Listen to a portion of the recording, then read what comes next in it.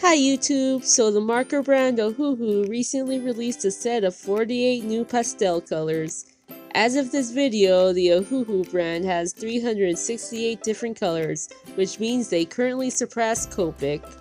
When I open these markers, it turns out that they have brush nibs instead of the chisel nibs that my 320 set have. This can also make a good travel marker case. Like the other marker set, it comes with this anti-bleed sheet. Comes with a nice pamphlet since I'm still pretty new to the Ohuhu brand. As you can see, it's very Hawaiian themed.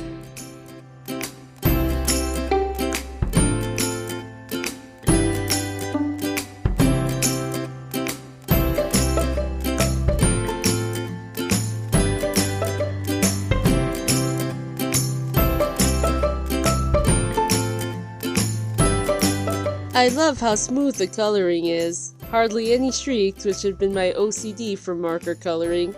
I plan to use these for background coloring for sure. I definitely recommend adding these to your marker collection. Thanks for watching!